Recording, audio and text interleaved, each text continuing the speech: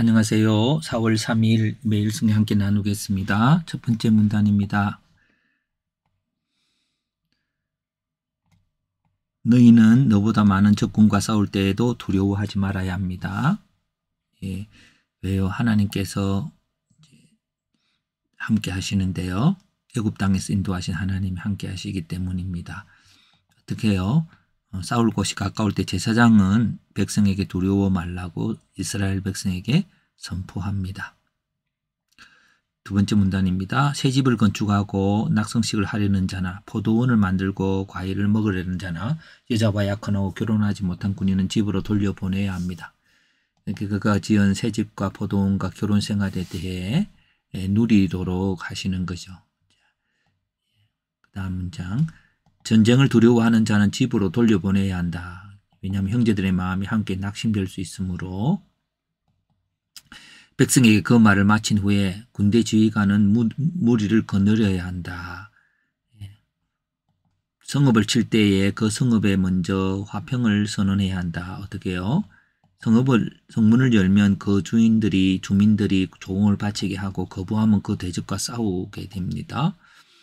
다음 문장. 너는 하나님께서 섬기신 성읍이나 이 민족들에게 속하지 아니한 성읍들을 이렇게 해야 된다. 그 남자는 모두 죽이고 여자들과 유아와 가축들은 탈취물로 삼습니다. 내게 기업으로 주시는 땅에 살던 민족들은 모두 죽여야 합니다. 왜요? 그들이 행하는 가증한 일을 내 백성이 본받아서 하나님께 범죄할 수 있으므로. 하나님께 범죄할 수 있기 때문에 그렇다고 말씀을 하고 있습니다. 다음 문장. 너희는 너희가 점령할 성읍에 과일나무를 찍지 말아야 된다. 이건 먹을 것이 되기 때문에요. 근데 과목이 아닌 나무는 쳐도 되는 것이죠. 자, 이렇게 여러 가지 주제들이 산발적으로 흩어져 있을 때에 저희들은 하나의 주제를 잡고 전체에 하나님의 원리가 적용되는 것을 찾고자 합니다.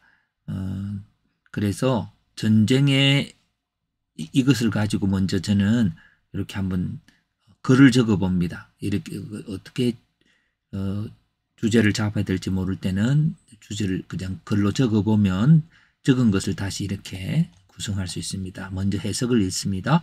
하나님께서는 약속의 땅을 얻는 방법을 말씀하신다. 전쟁은 하나님께서 싸우시는 전쟁이다. 그러므로 제사장은 백성에게 애굽에서 우리를 구원한 하나님 이 전쟁에 함께 하실 선포하여 백성으로 담대함을 갖도록 하여야 한다. 네. 그리고 그 마음의 문제죠. 전쟁에서 새 집을 건축하고 낙성식을 하려는 자나 포도원을 만들고 과일을 먹으려는 자나 여자와 약혼하고 결혼하지 못한 군인들의 마음은 그 전쟁에 집중하지 못할 수 있다. 그런 군인들은 집으로 돌려보내어 그들의 삶을 누리도록 하셨다. 자, 오늘날의 전쟁에서는 허용되지 않을 것 같은 개인 삶에 대한 존중감을 보게 됩니다. 전쟁을 하기 전에 그 성의 화평을 먼저 전하고 그들의 마음을 열면 그들이 조공을 바치게 하지만 그렇지 못하면 그들을 진멸해야 합니다. 과일나무는 먹을 것을 위해 남겨두지만 다른 나무들은 전쟁의 도구로 사용할 수 있습니다. 전쟁에 승리한 후에 그 남자들을 진멸해야 할 이유는 하나님 백성들이 그들이 신들에게 행하는 악한 일을 본받아서 하나님께 범죄하기 할 수 있기 때문입니다. 그래서 전쟁이라고 하는 이야기들을 쭉 할 때에 전쟁의 규칙이라고 하는 것들을 한번 보았습니다. 전쟁에 임하는 마음은 전쟁에 임하는 태도라고 할죠. 그리고 어떤 마음의 부분되어 있습니다. 전쟁의 태도, 군비를 어떻게 하고 하는 것 이전에 두려워하지 않는 마음, 하나님 제사장들이 선포하지요. 그리고 전심으로 집중하는 마음이라고 적어보았습니다. 그 각 개인의 형편을 살피는 겁니다. 예. 그리고 전쟁하기 전에 해야 될 일은 먼저 화평을 전하고, 근데 그것이 안 되면 이렇게 공격해야 되고, 과목이 아닌 나무는 전쟁에 사용해야 되지만 과목은 베지 않습니다. 나중에 먹을 것이기 때문이죠. 승리한 후에 정리는 가정한 일을 본받지 않기 위해서 진멸합니다. 그래서 전쟁의 규칙이라고 할 때 전쟁의 목적이 뭘까요? 저는 오늘 전쟁의 목적은 하나님의 거룩함이 있도록 하기 위해서 하는 거죠.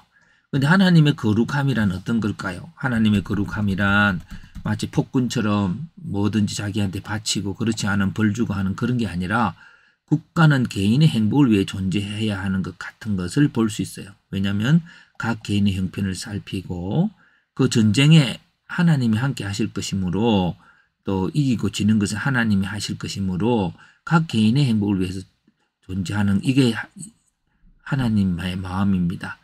그래서 단순 이웃을 위한 정복하기 위함이 아닌 거룩함이죠. 거룩함이란 뭐랄까요?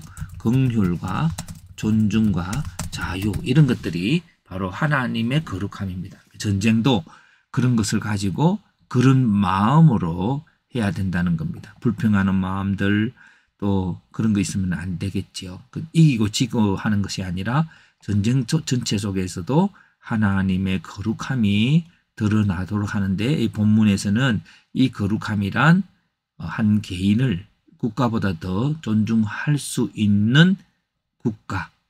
근데 그렇게 하려면은 모두가 썰어 담는 게 아니라 하나님이 함께 하신다고 하는 믿음이 각 개인을 전체 군인들을 다 모으지 않아도 하나님이 함께 하신다는 그 믿음이 조금 뭔가 부족해도 여유를 가질 수 있을 것 같습니다.